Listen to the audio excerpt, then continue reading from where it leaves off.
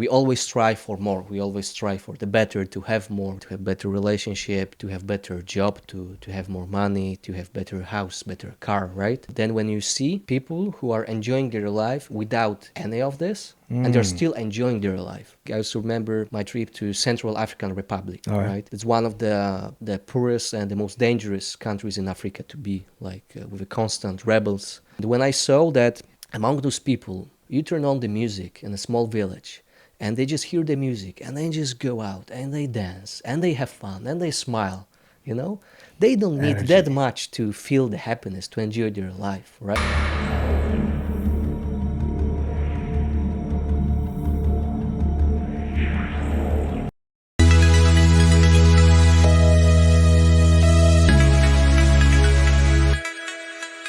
Karol Kowalski, aka the Polish Spielberg, aka Young Visionary.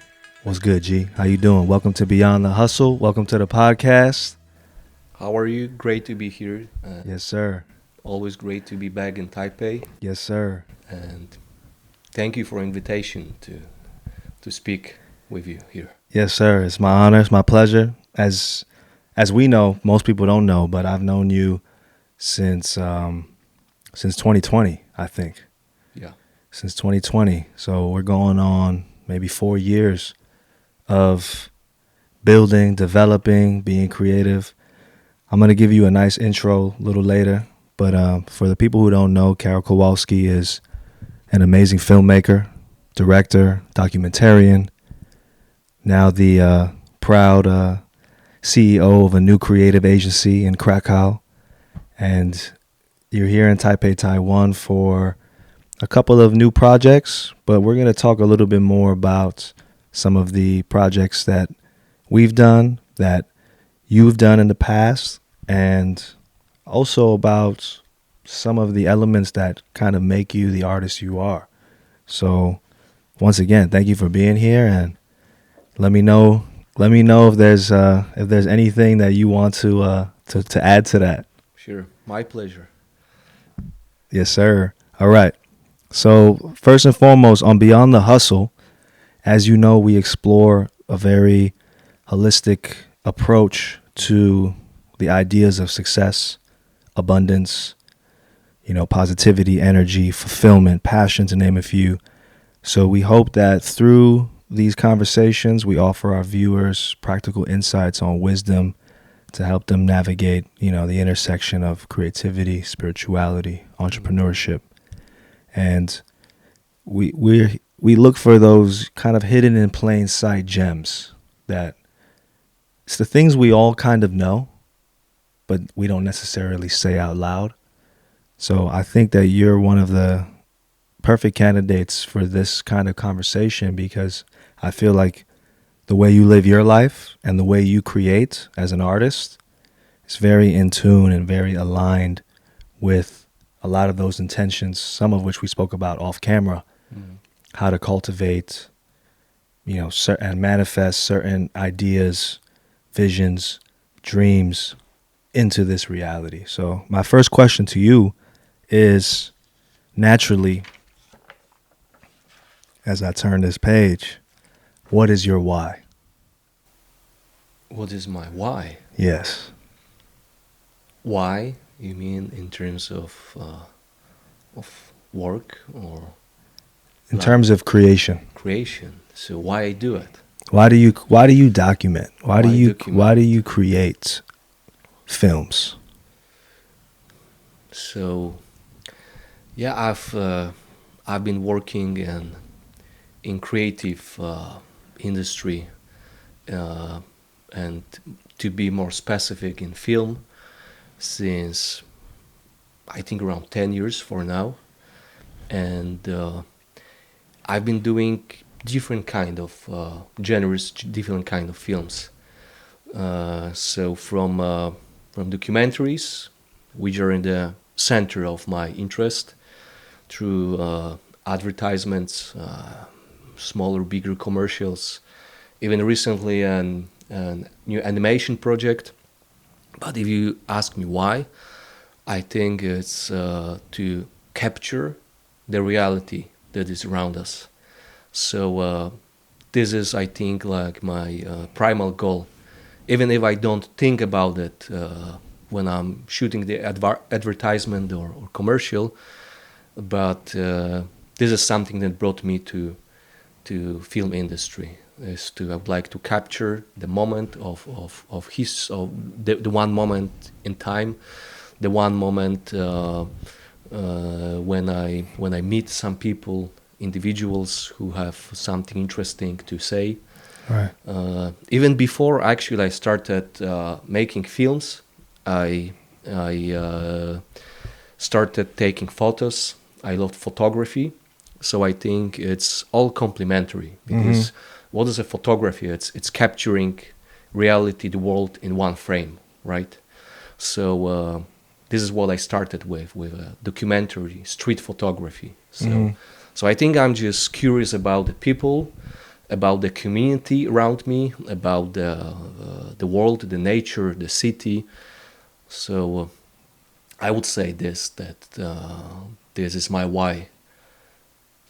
That's awesome, man. Yeah, That gets me excited to hear that because I think what initially connected us was that passion for people exactly. and a passion for storytelling Yeah, and a passion for sometimes telling stories about people that most people don't know about.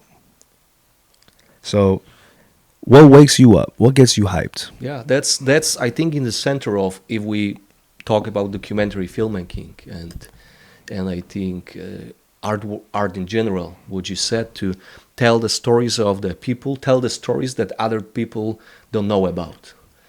So I remember one famous Polish director said when he was teaching students at the on filmmaking, he said to them, "Take me to the place I've never been before."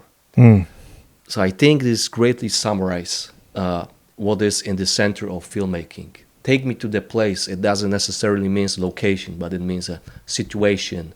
Show me the relation I have never seen before. right. Show me a character I've never know that can be individual with such character in such situation, taking such decisions.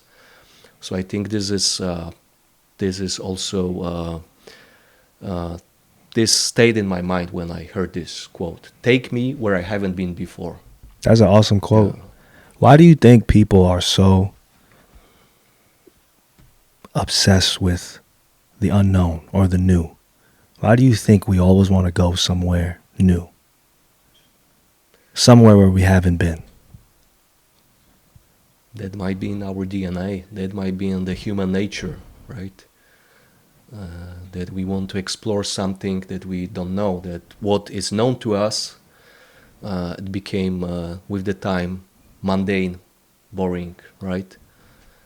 So I think if we look throughout the history, like humans were always trying to get to the unknown, yeah, to conquer the lands they didn't know. So often, sometimes it ended up, pretty badly, right? Right. But this might be in the human DNA that we want to get to something we don't know, and we were, I think we were always because what is the most unknown thing Hmm. in our lives? What do you think it is? What is after the life? Hmm. Because nobody has been there. I mean, some people were Have stories. have stories that they feel they were there, but in generally, we don't know what is afterwards, right? Right. After our time here ends. So I think this is like the most fascinating thing that a lot of trends and a lot of waves Right. center around this.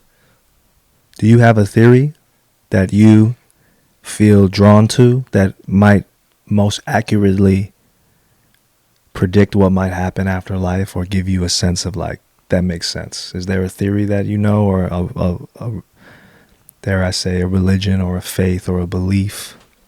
Coming from the Christian background Okay. in Europe, uh, Christians believe there is an afterlife, and it depends on what we've done, what humans we were during our life here. Then we will get what we deserved. Reap what you will sow. Exactly. Yeah. But me personally, I believe there must be something. Like, I feel if this would be everything, what humans and life is about here, and it ends up, 4 feet under the ground in the grave, I believe it would be. It's not enough. I think there must be something more. There must be something more about humans than just flesh, bones, and the life we have here. So I believe there's something more. I don't know what. I believe there's something more. I always think, like, yeah. No, continue. When I talk with my girlfriend Caroline, who's very much into spiritual thinking, she believes that we, after we die, we are born again in a different form of life. Yeah. So and we are advancing towards a bigger, more spiritual, more whole forms of life. So some people believe this, right? That before I could have been, an animal, right? Right. And right now I'm a human, and then maybe I will be a different human, better human, right? Right. I feel like when I hear that, it makes me remember this thought I had when I was let me think. It was a time when I think I was in a very heightened state of motion. I was running or jogging, and it just kind of like, I was so tired and so like high off of like that endorphin rush. But I remember thinking to myself, like, everything we see here now in this world right now is the dreams of millions of people who passed away. Like, we are living in the actual reality of the dreams of millions of humans who thought one day we'd be able to like talk to people across continents, or who thought I'd be able to watch a movie on a tiny device. Like, all these things that we're living today, including movies, technology, films. And then I remember like watching, it was like a National Geographic movie. I think it was like the one that Will Smith did, I think. It's like just all around the world, all these amazing depictions of animals, life forms, biology. And I was thinking like, whoa, like I just saw something that like most humans in this world have never been able to see. But now we're in a time where people can almost see and dream and create anything. Does that get you hyped? How does that make you feel as a creator, as a filmmaker, to know that we're kind of in this? Yeah, like we witness the changes in the world every day, every year. So we don't live in the same world as even 5 years ago, right? We were just at the AI conference recently, and right now we have the tools that we didn't have even 3 years ago, I think, right? So I think it's also very important not to stay, not to miss what's happening in the world, right? Right. To embrace it, then to use it in the way that you feel would be the best for you, according to your values. But yeah, it's changing so rapidly that I even think that, like you said, we live in a world that is a fulfillment of the dreams of the generations before. I think some of those generations, they would not even dream about the world and the developments that are happening right now. So I think this is absolutely fascinating, and actually one of the documentaries I'm developing Mm-hmm. right now is also on artificial intelligence. Nice. So I feel we live in a time of a big changes of um, and I would like to capture those changes, like coming from the old world Right. that we both know, like we are in our mid 30s, Right. right? So And we we were just just talk. spoke that Yeah.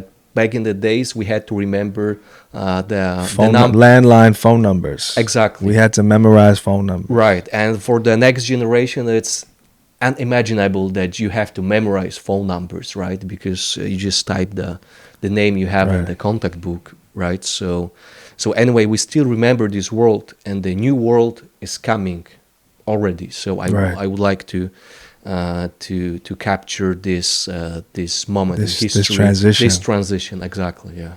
What gets you excited about this transition, or makes you worried? What do you think? What makes me a little worried about this is that like the traditional wisdom, traditional knowledge, Mm-hmm. I feel will not be as valuable anymore, because you don't have to speak foreign language, you don't have to learn foreign language, you don't have to even read a book, because you can turn on the app, you can ask the AI app to translate what you're saying in the real time, and I think it's a great advancement, and I also use such apps. Of course. Of course. But at the same time, when I'm thinking that if we can, something can happen, and we're cut off of all those developments, all those technology that is next to us, then we will be left with not much that is within us. Mm. So I feel as we embrace the development, we still, I feel, should appreciate the classical knowledge. I would put it this way, Right. Right. like to use those tools to help us to still learn about the world, and like I say, to keep those values that were in the past. You talk about classical tools. When I hear that, it makes me Yeah. think of like, what are those classical tools? So like, the first thing that comes to my mind is like, travel is a classical tool. Exactly. Like that's the original tool of knowledge. Is like, you're sitting in your cave, or you're sitting in a space, and you're like, what's outside? Yeah. So you have to go outside. Yeah. And I think that then that, of course, macros to like 2024. Yeah. And it's like, you feel like having dumplings? All right, let's go to Hong Kong. Like, let's fly to Hong Kong. Let's go see what the dumplings taste like in Hong Of Kong. course. So yeah, I feel that those who are blessed with opportunity to travel the world are that's one of the greatest things you can do in your life, to witness by yourself different cultures, people speaking different languages, living by their own values, having their own habits. Uh, and yeah, it's all absolutely feels different, tastes different to have Chinese dumplings in somewhere in the Central Europe, Right. in a yeah, Asian restaurant, than to have on the street market in Taipei or Hong Kong, right? Right. And I'm sure you're a So little homesick sometimes, because you've lived in Taiwan for how many years? almost 3 years. 3 years you were living here. So I'm sure when you're in Europe, in Poland, you get homesick of the food and the culture of Asia, right? All the time. All the time, yeah. I mean, I feel like even those 3 years, when you take into consideration my whole life is just 3 years, right? But those were 3 years full with a lot of experiences, a lot of self development in my life. Right. So I consider Taiwan as my second home. I always say Wow. it's my second home. It's like my second motherland. The first one is Poland. The second one is Right. Taiwan. So yeah. So that's why I'm glad to be here again, That's fire. and that we can meet and discuss. For sure. What made Taiwan pop up on a destination? Like how did you, I don't even think I know the full story, or I don't remember. Like how did you land here for the first time? I feel that this is, of course, each has their own individual story, Right. but there is something about Taiwan that is common for also many other expats and foreigners. So they arrive here, and I arrived here with the intention just to spend here 2 3 weeks to travel the island to see this only I Chinese see. democracy in the world. And then something is, maybe it's something with gravity, like you're saying. There's a gravity with people here. They're so kind, and the city, the island itself is so kind to you to be here that you feel I would like to spend a bit more time It's here. like a magnetism. Yeah, That's so I didn't know that. So you came here thinking it was supposed to be a week, exactly. 2 weeks, and you're like, hold up. I was at this time of my life. I just finished one documentary in Africa and Rwanda. Yeah. So we finished editing it in Poland, and then I felt I would like to explore Asia. Hmm. So I went to Asia. I traveled through several countries in Southeast Asia, Yeah. and I was traveling and also working at the same time. I was looking for assignments for content creation.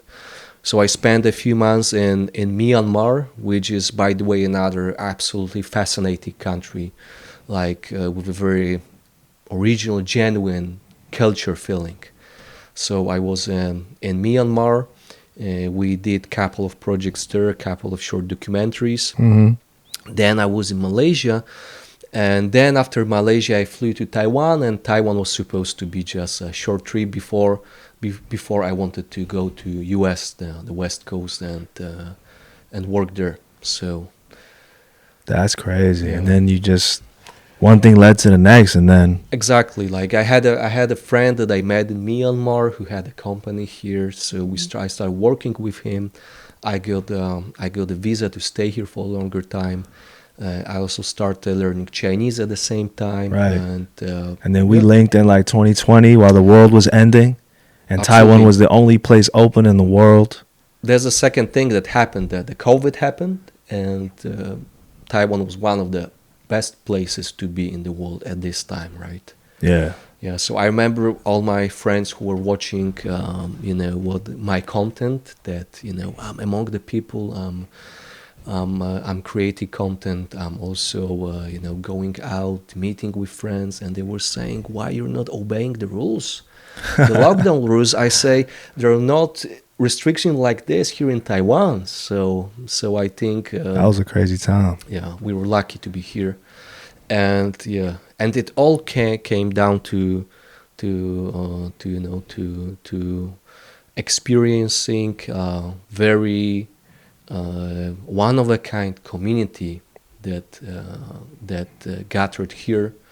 Mainly, you had a big influence on this community gathering together, because maybe we'll speak about it later. But I remember all the community that actually you created by hosting, That was a wild inventing time. a lot of amazing events, and yeah, so those were very very interesting 3 years in my life in Taiwan. Yeah. Yeah, that was a wild time. I mean, Uh, the amount of energy yeah. that was cultivated, the connections that were created, I Yeah. think are still rippling to this day, Absolutely. even as we sit here to get, together on this show Beyond the Hustle. That's, created by Madam Vision and Core Cultural. Armel is one of the people behind this. He's Of behind the course. camera Yeah. right Our now. friend Armel. Yeah. Who's also an amazing entrepreneur, Yeah.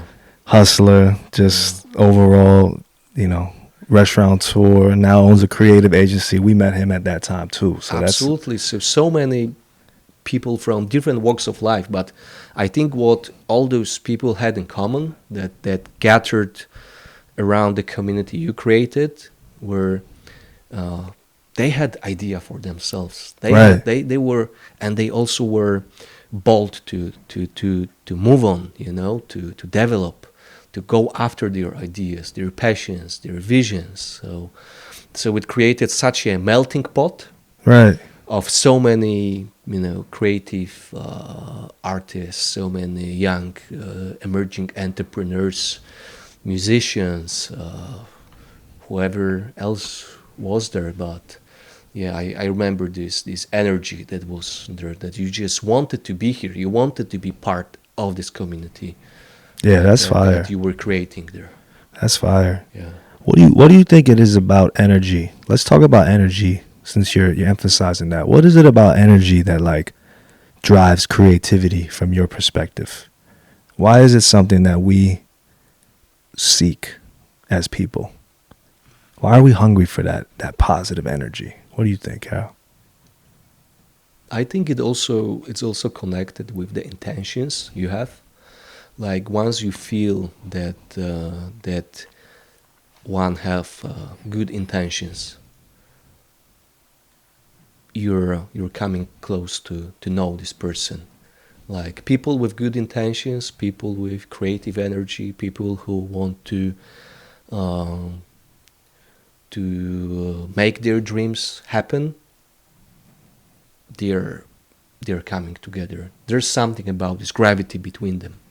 Mm. Yeah, because I also feel that to achieve a success, of course, you have to first focus on yourself, to develop yourself, to heal maybe some of the problems you have within, some of the traumas, to develop some parts of your personality that you feel that you want to work on it, you want to be a better person. But then you're not an individual island. I Mm-hmm. mean, you need other people to develop. You need other people to succeed. You need to exchange this good energy.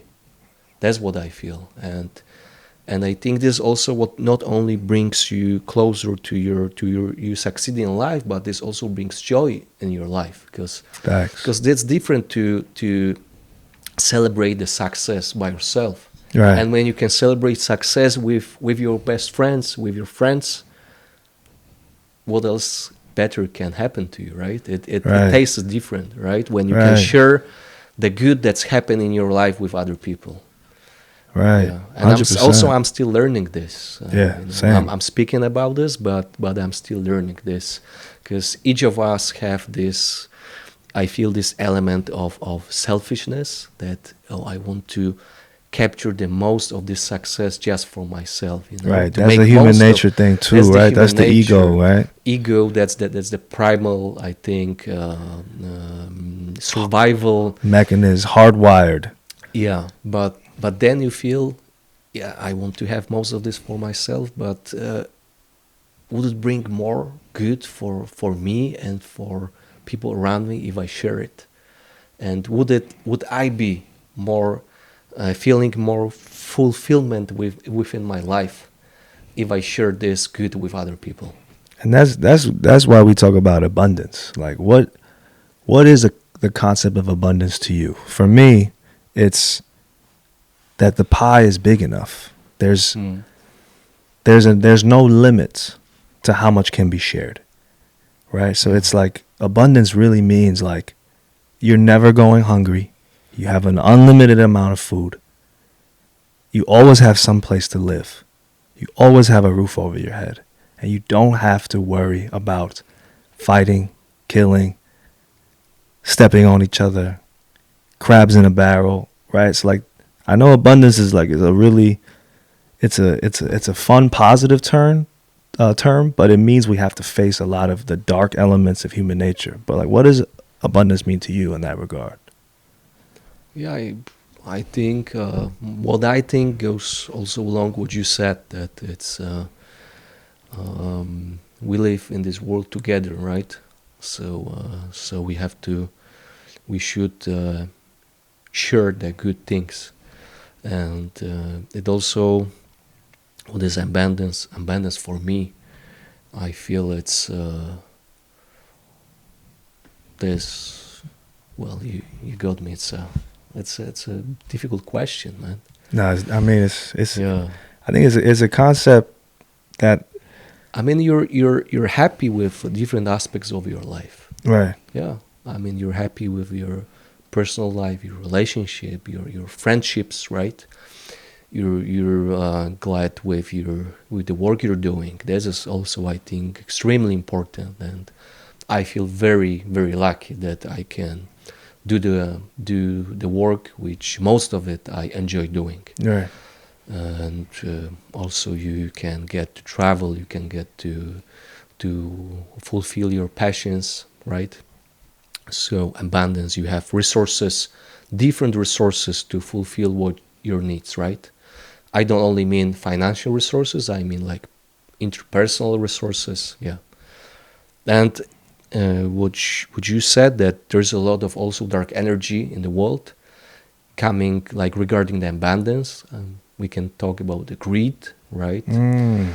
I think it also we can look at the how the societies, how the countries, how the states should be governed in the way that each part of the society can have their own like piece of the cake, right? Of this abundance, right?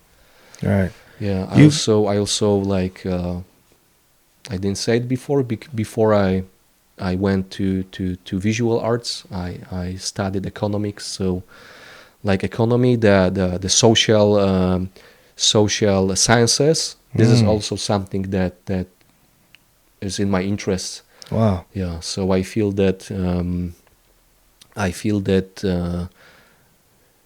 societies will move on towards such form where nobody is like left behind, right?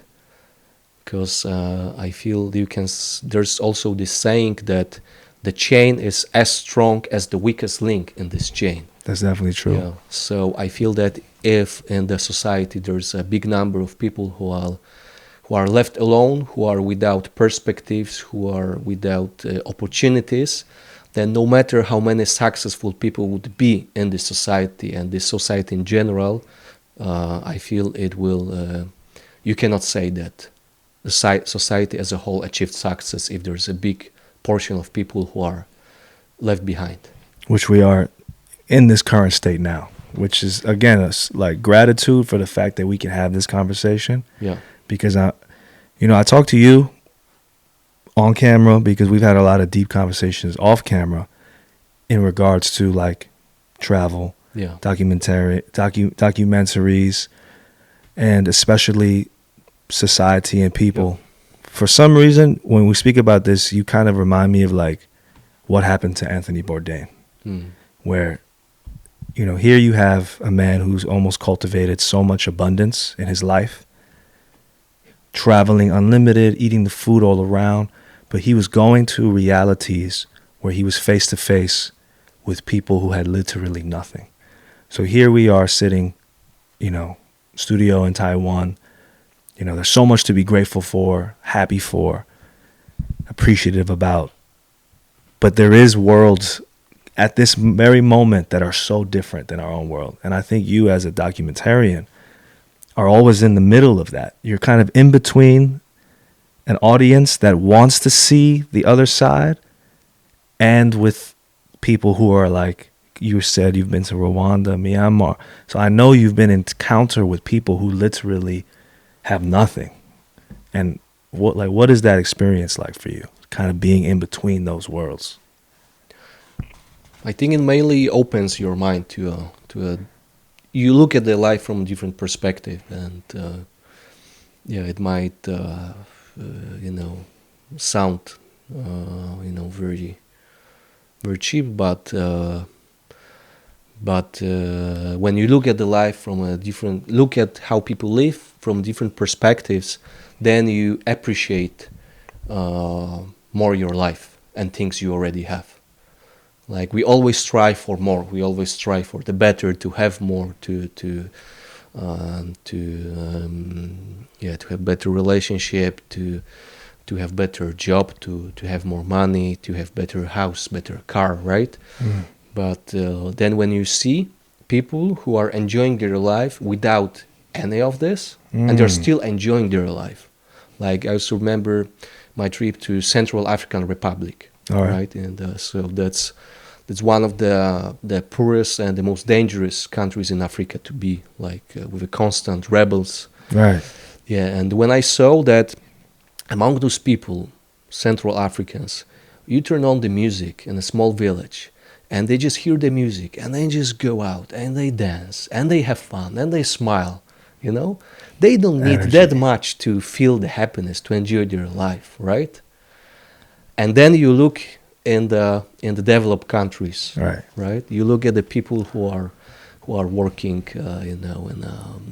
big banks, big firms, and they also have their own problems, of course. But you see different problems from different perspectives. So I think this is a great thing that you can learn from traveling, and you don't even have to go to the deep Africa, let's say. Right. Just go to the hood. This way, Just go to the yeah, bad parts of your city. absolutely. You can go to a smaller town in your country, and to the countryside, to the small villages, and you see. So this is what I appreciate most in traveling: is exploring different cultures, different ways of lives, and different values people have. 100%. Yeah. I remember a quote that I think I told you, and then we kind of developed that too. It's just like, in the land of the blind, the one-eyed man is king. Yeah. And who is that Exactly. one-eyed man? Yeah. Actually, that's the cameraman. That's the man with the lens. That's the man with that scope, that perspective, who's giving people a perspective that they otherwise would never see. And I think you have given people a perspective in many ways that they otherwise could not imagine being able to see, right? You said Myanmar, Africa, where else? Taipei. Well, we did. Also You just came back from documentary. Patagonia. Yeah, we were. Yeah, that's. Apart from documentaries, yeah, I was in Patagonia. We were doing commercial there, but it was also amazing experience, amazing adventure to be on also on the other side of the world, and also to witness Yeah. people living there in the south of Chile, almost near Antarctica, and in a very harsh winter conditions, Right. where the nature is wild. Yeah, that's fire. When you I remember, like we were location scouting, we stepped out of our jeep, like driving deep into the wilderness of Torres del Paine Nice. National Park, and we went out of our car, and we saw there some bones, probably some wild cats were here, killing some other animals. So you are living next to such nature, right? Right. Yeah, that you don't know whenever the puma will see you, when you're walking Right. outside your house, right? So, Right, so it there's reminds also a you. different perspective, yeah.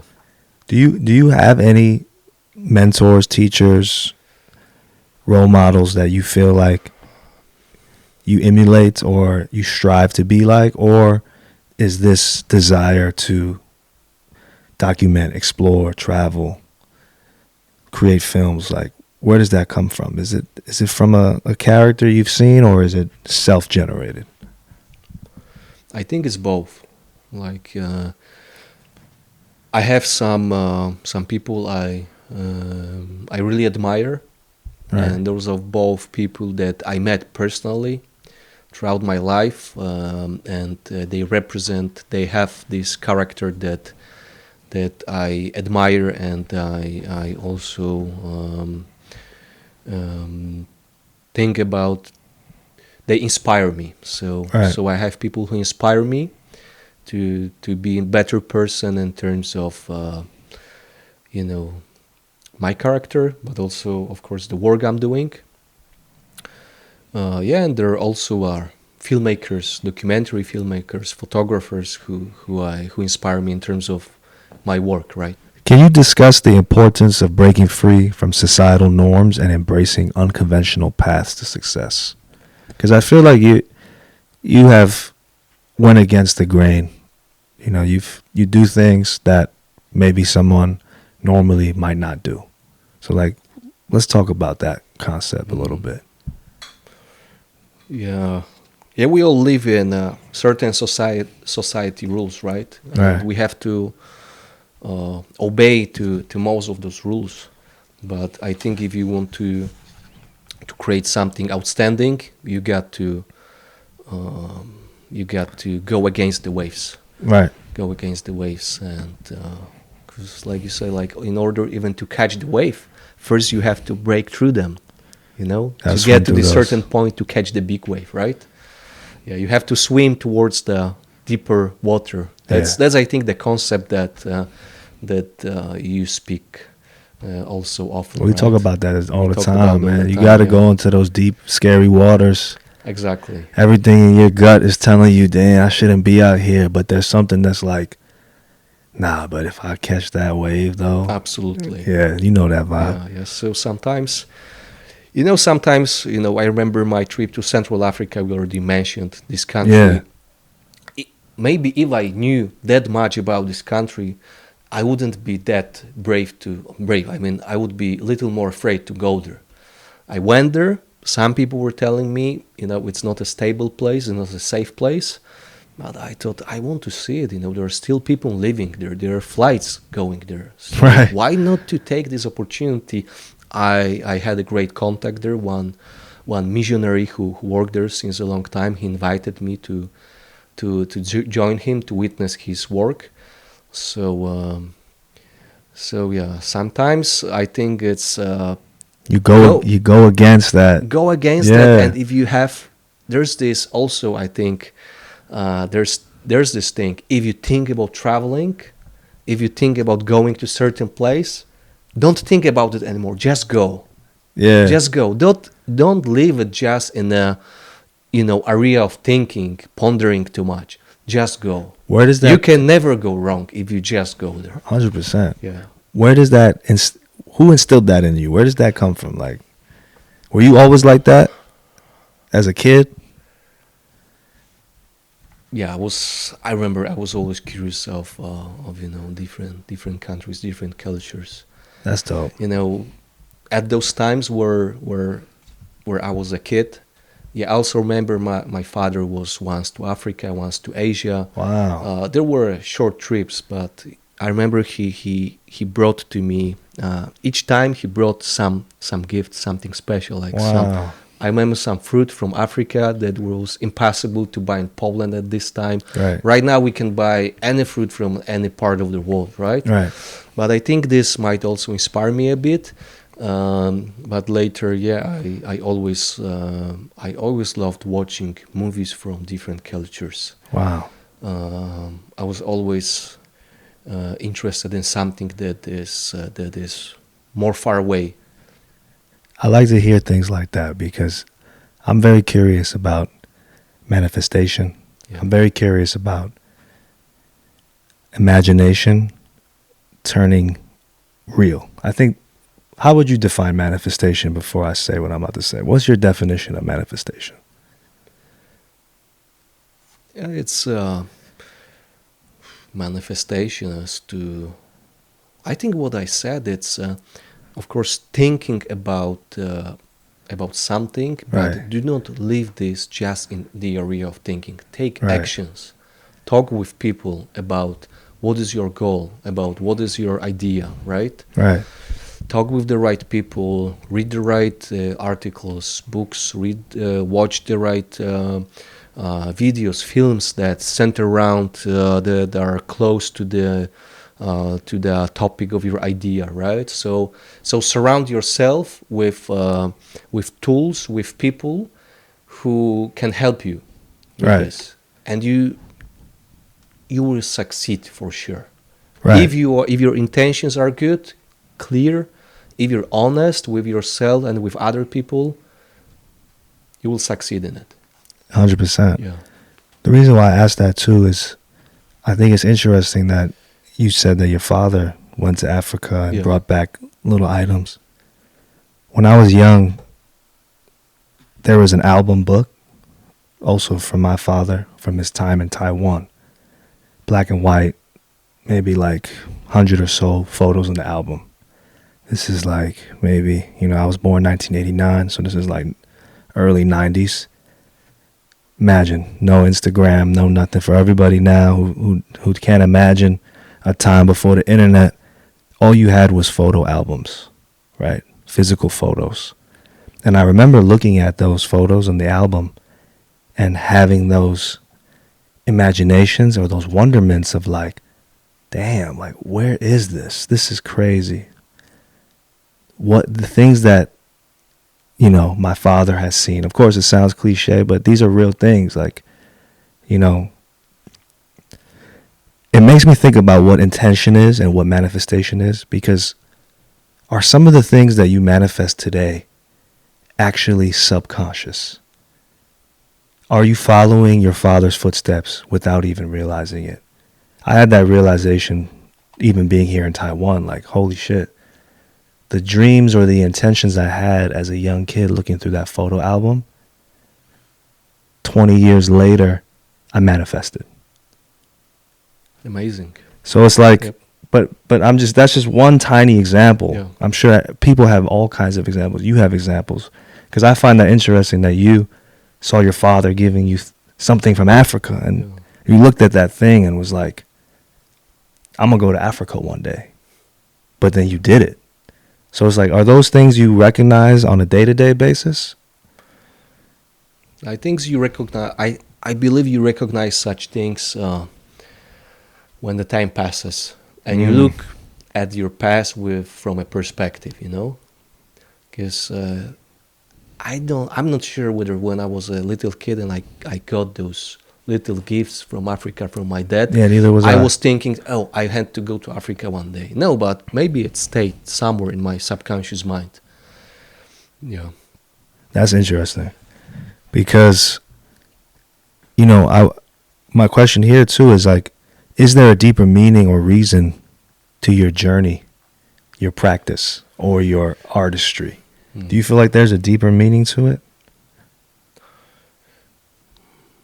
I know it's hard. I feel that I'm still like searching the ultimate goal in what I do. If there is a deeper meaning, if sometimes I feel I can find deeper meaning in this, or somebody who watches my works can find it in it, then it's an honor, it's a duty that something like this happened. But I just on everyday basis, I just try to develop new projects, to make them done, to find new projects, to make them in the best way I can. Right, constantly going. Constantly going, of course, to make also to make money out of it, But where does it lead me? That's a question that probably every person asks themselves, right? That you may have planned for this year, for the next few years, but there's also the saying that if you want to make the God laugh, make some plans. Right? I love that one. Because you can have a great plans and you can follow the path that you're going, and you know you will reach it in 5 years, but then something totally unexpected happens and you have to change your plans in 180 degrees, right? 100%. Yeah. 100%. Yeah. I'm sure there's a lot of people listening in on this, accomplished, successful individuals, Of course. and also yet to be accomplished individuals who are wondering what can they do every day to manifest their dreams or cultivate their passions. And it seems like from listening to you, your advice is to just go. Just of course. keep figuring it out. Keep that curiosity alive. Is there a certain I guess you can say, is there a certain way you cultivate your creative process? Like how do you search for new ideas or new stories to tell? What's your creative process like in that regard? Well, I try to be open to reading, reading stories, reading articles, on what's happening around the world. I love to talk with people when I see that somebody had interesting experience who traveled to interesting place. I love to hear about that, to hear, oh, what did you see there? Who did you meet there, right? Also topics come to your mind by watching other movies, other interviews, podcasts, obviously. So I think there's no one rule to it. What I think, no one rule in searching for it, but what I believe is very important, it's you have to believe in this idea. Once I believe, oh, that's a great idea for a documentary or for a commercial for this certain company, right? Going there, shooting their product here, or telling this story of this person, and I feel it will be very interesting in the way I will show it, and it will be, and most of all, it will be very interesting for the viewers, because we eventually don't make the art to put it, in our, on the shelf. It's, if we have projects on the shelf, we also discuss it recently, right? Yeah. It's only because to make it one day and to show it to the people. So I feel you have to feel it inside of you that I'm sure I want to do that. Because if you are not sure about it, when you're the main creator, you're a producer, director, photographer, whoever it is, but you're in charge of the project, if you are not sure that this is the idea you want to make, you can make it, but it will never be a success. You got to have belief that no matter what are the obstacles, I want to make it. 100%. Yeah. What tools, ideas do you wish you could use today to further that belief? What tools? You mean what tools do you mean? Like what tools in terms of course you use a camera. Yeah. Of course you use the art of curiosity, Yeah. belief. But to further fuel those beliefs, what tools do you wish existed right now? What I wish existed. Yeah, that can help. Okay. Of course you have the belief, but I'm Yeah. kind of like wondering, what do you wish existed that can help you achieve those dreams more strongly, more powerfully? That's if I knew this, probably I would be developing this tool, and making business on it, Now we're in the idea phase now. Yeah, like I see there Or are like- more and more tools, of course, that are available for us. Making films, it's not that exclusive as it was before. It's not that egalitarian as it was before. That I don't know. 20 years ago, it was, of course, you can buy a video camcorder, but you want to shoot a high quality of videos. If you want to be a filmmaker, you had to get access to, to those expensive big cameras on film, and then all the process of post-production, and you spend a lot of money on it. So I think a lot of talents missed their chance because they didn't have access to it. So right now we have access to such a it's such a number of tools that helps us to create, right? 100%. And we spoke about AI. I also started using AI as a tool that helps me in my work, right? So this is a new tool that will help a lot of people. I just recently saw it popped up on my feed that there is a new tool for post-production that if your shot is too short and you would like in editing to have certain shot, let's say certain close-up of an actor to be 2-3 seconds longer, but you don't have it because the scene ended The director said cut. So now there will be a tool. I don't know if it's already available for everyone, that you can expand this shot, and the program will generate these 3 seconds that you miss, needed seconds of the shot. So I think this will be, That's because this is crazy. something that when I remember working on editing with editors, or they were either documentaries and commercials, so often we were thinking, oh, this is too short. If we have it longer, because this is the expression is right, we want to have it longer to fit the editing. So I believe this will be a big will be like a groundbreaking development in post production. Right, Yeah. just to make that whole flow faster, Yeah, easier, yeah. keep But your if imagination we going. think about, apart from like tools in terms of technological tools, Hmm. I always feel the greatest tools, the greatest resource are the people you work with. Mm. Because to make a film, you need a team. So this is what I'm always grateful for, that I had a chance to work in a great team, like the people who are have talents and are most of them are my friends, Right. and I believe only in exchange of ideas something great can happen. Of course, there'll always have to be one person who's in charge, who's a decision maker, right? The director or the producer. Yeah. But I love to be surrounded by the people who are bringing value, good energy, creativity into the project. So maybe the tool, if I would have to think about the tool that would help me, is a tool that would bring such like-minded creators together at the time when it's needed.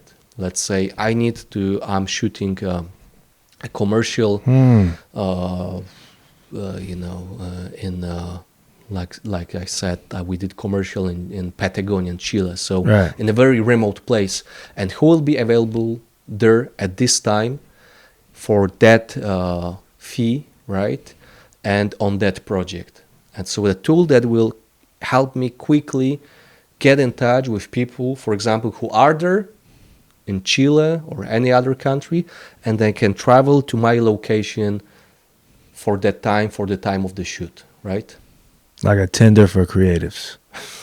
We can say this way, yeah. And then yeah, they also have to like the idea, so there has to be like both likes, right, from each side, right? Right. That's funny you say that. I do have another idea Yeah. that I've fleshed out, but it's of course needs to be developed along the lines of like a creative social media where Yeah, yeah, that's you're talking about human resource. exactly. Talking about creative human resource. Yeah, Humans who are creative. How can you get access to them without going through the whole, I guess you could exactly. say the politics, the gates, because there Yeah. are gates, right? A price is a gatekeeper too, right?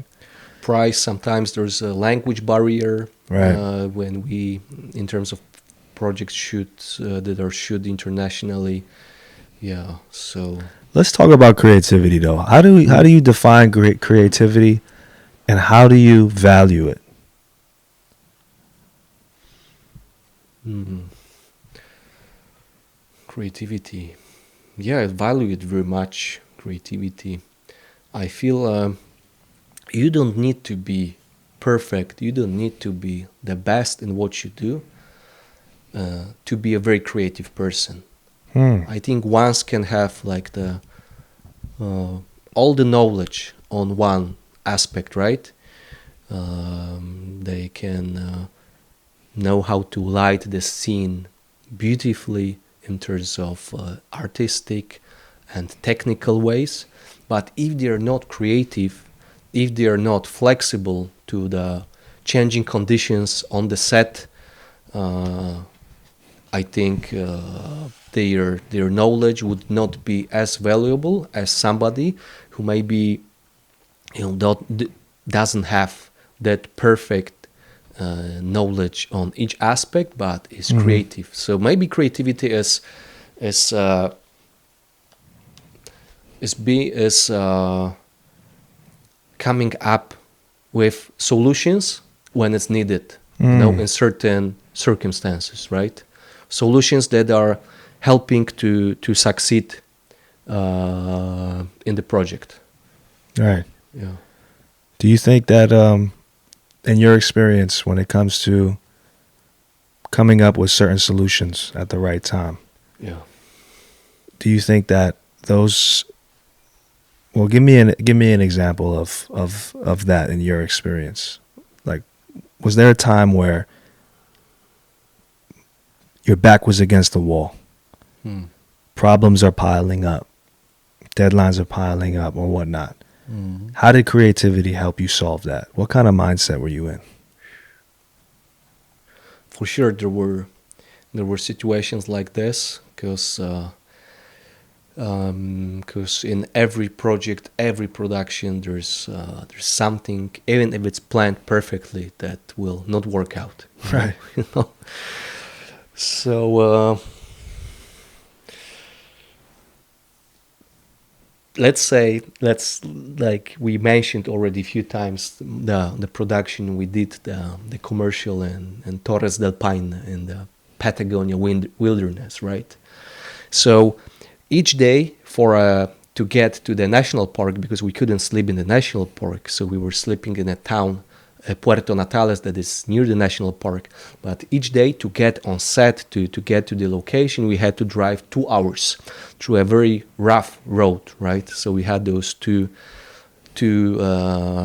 jeeps, and obviously, and the one day we had a flat tire, Naturally. and our schedule was very tight. Like we didn't have any moment during the day that we can like stop the production and do other things. Right. So I remember this was so it was we had to make a quick decision what to do.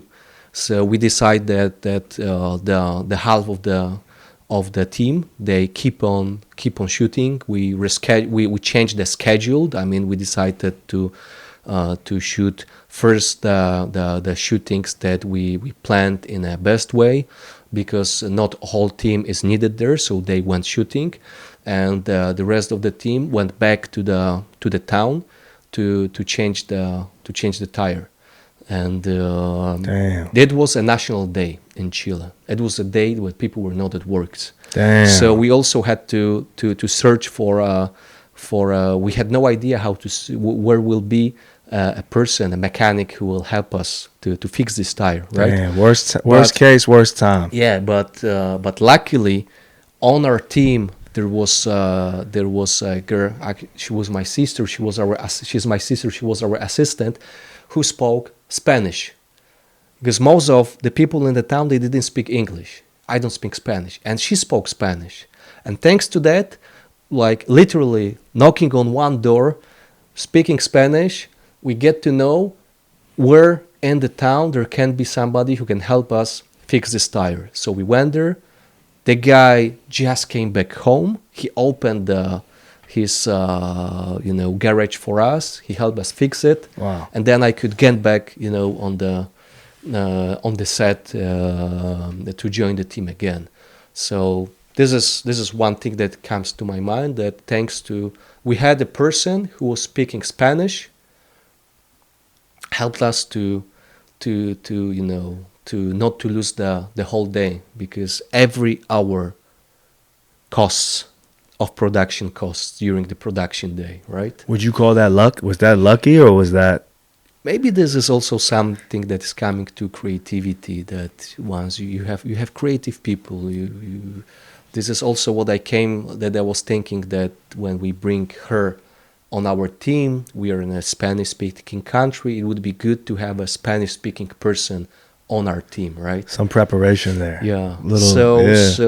Yeah. I think each production has their own moment like this, right? Or another situation from that shooting was you can plan many things, but you cannot plan the weather, right? That's a big one. Yeah, so we wanted to shoot in a bright sunny day, and the forecast was showing that, yeah, on this day there will be sun, it will be clear, beautiful day. But in national parks up in the mountains, You never know. it changes. It can change. In the morning there can be sun, in the evening it can snow. So so also there was a situation that the rain started, and we had to reschedule, replan, change location.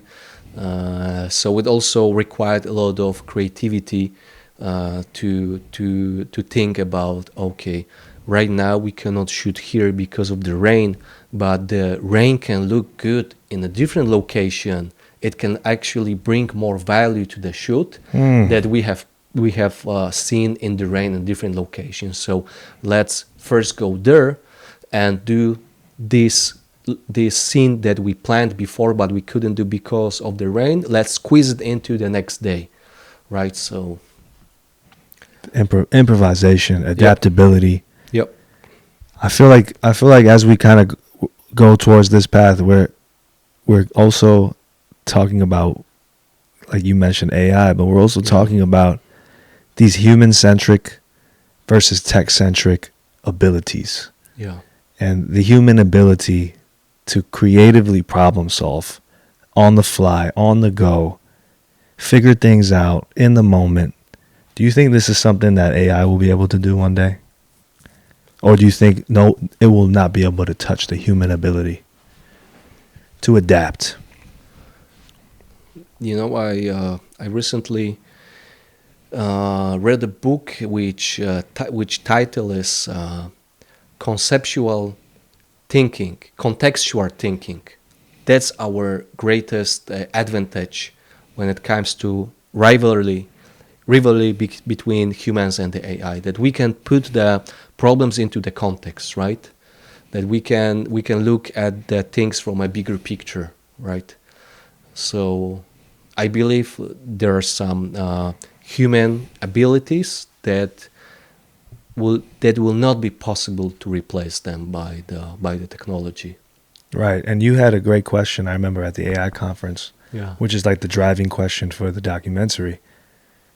Can you say it for me one more time? It was along the lines of, will AI allow humans to Yeah. surpass Will our will talent? AI surpass humans in Right. terms of talent, or it will enhance talents that are Of humans. of humans? Exactly. So I think this is a fundamental Yeah. crossroads right now. Yeah. Will it surpass human talent or enhance our innate talents? And I know there's Exactly. a lot of debate with it. Like you and me and Armel were just talking about ChatGPT is instantly almost making people lazier, Yeah. making people dependent, Yeah. making people sluggish in their thinking because Yeah. they just have to go to the phone. Yeah. But I do think the more problems, perhaps the better, because that's the human ability, is that we are problem solvers. We're always Absolutely. figuring. I remember there was an experiment. They had a chimpanzee baby Yeah. and they had a human baby, and the experiment was the chimpanzee had to put this cylinder block in a specific spot, but the block had a little edge cut. So if he put the block, it would fall over. But in order to get the food, he had to put the straight block. But the researchers already switched it to the half cut. So it would always fall. And the chimpanzee would never get his food. He would get frustrated. He would throw the block at the window. But the human baby, when doing it, after a while, would start to look at the chip and analyze the chip Yeah. on the block. It would analyze the groove that's not stable. You Yeah. start to look at it. So is metaphorically, is that the thing that's going to keep humans in the game? Because people say the human plus AI is the power. But what do you Absolutely. think? Like we should use all those tools to to make our lives better, right? And like you said, we are problem solvers, and most of the human developments came from solving some problems, right? Yeah, like even the electricity, lights, right? We wanted to have light after the sunset, right? Yeah. Yeah. So something that back in the days you would think it's impossible. How can you have the sunset? It's have the sun shining after the sunset, right? After when the night is dark, and we can right now when we talk about the film production, we can light the whole huge white sets to make it look like it's a day, right? All right. Yeah. That's wild. I mean, in this question that you're asking in your documentary, I mean, I imagine you're very excited to find out what people will say or how it will develop. Do you Yeah, want to talk more about it? in this documentary we mainly focus, but not only on the how artificial intelligence will impact work and lives of artists, visual artists, traditional artists, because maybe some of them are asking themselves, like aspiring painters, is there a future for me as a painter, let's say, right? While when you have all the tools that can develop for you the painting in a couple of seconds, Right. in whatever style you want, right? Um, so it also comes to the question: what is real, what is unreal? That's a big one. Yeah, you can hear tomorrow on the news that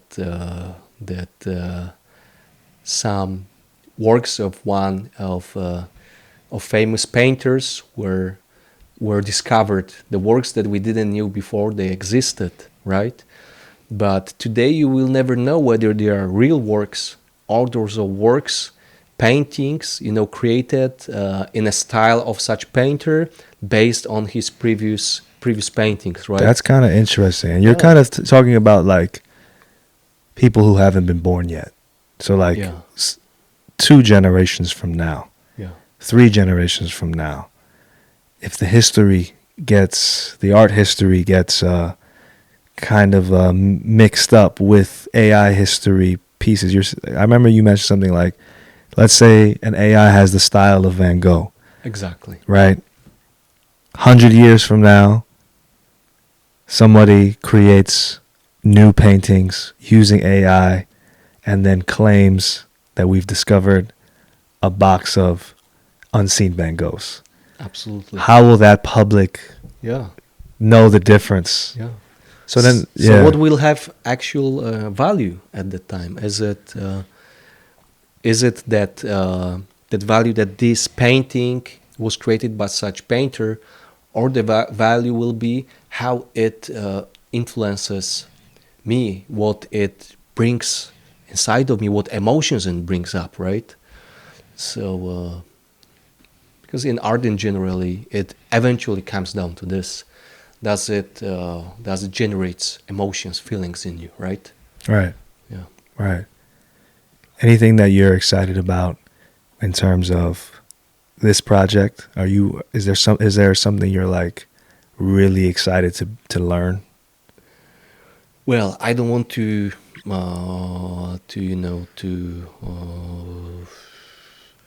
unhide all the ideas I have behind this project, but yeah, I'm pretty excited about some scenes we want to create, because this documentary that I call artificial intelligence and artificial imagination, both AI.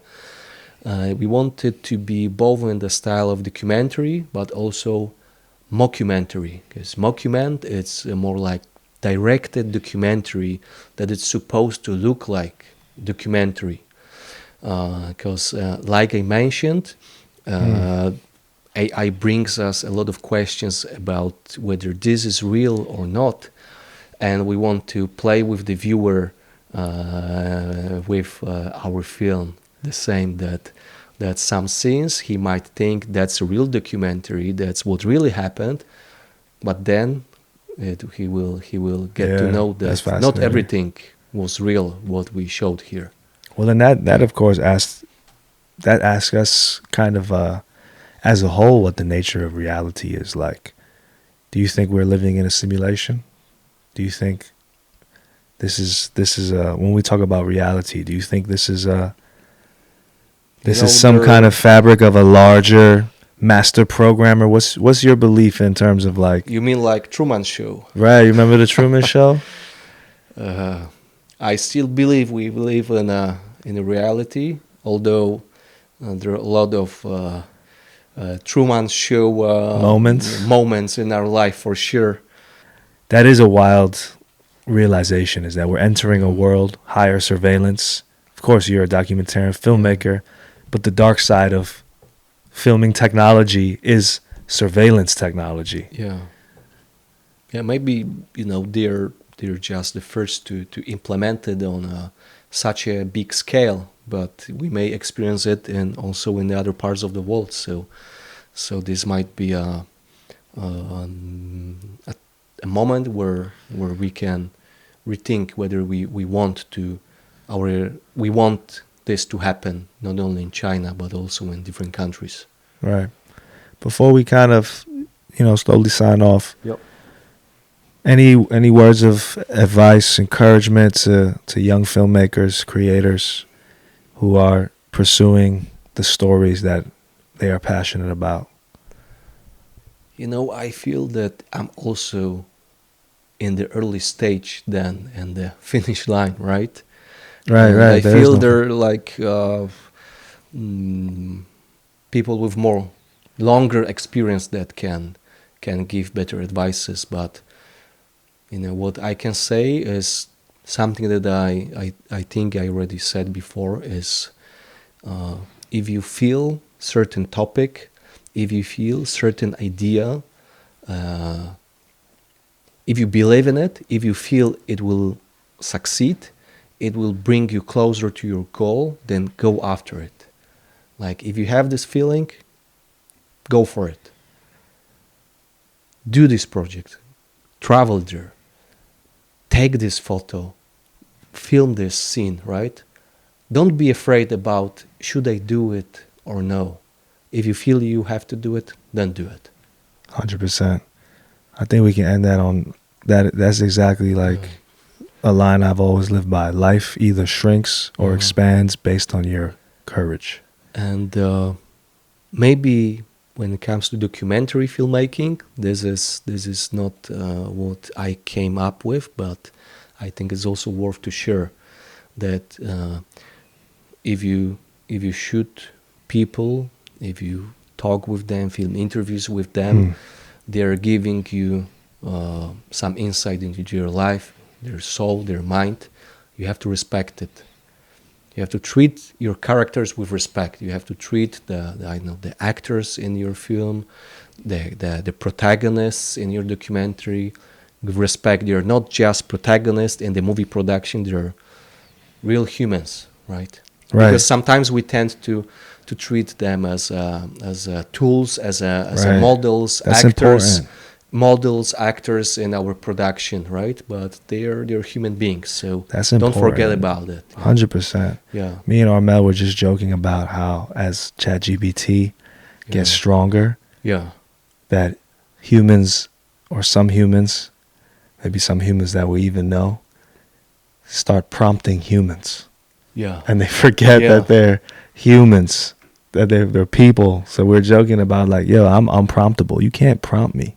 Absolutely, Don't absolutely. prompt me. Like Yeah, you gotta.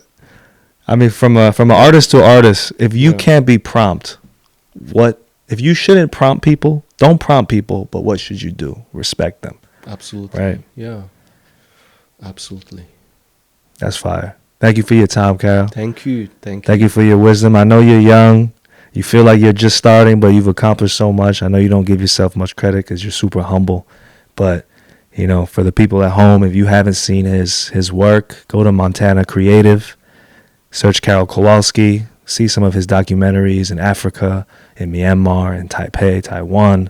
He's done a lot of amazing stuff, and I'm excited to see what you're gonna cook up next for sure. So we'll get you back on the show once that all rolls out. Thank you. Looking forward for our mutual projects. Yes, sir. Stay tuned. Yeah. All right, brother. Thank you so much, man. Thank you.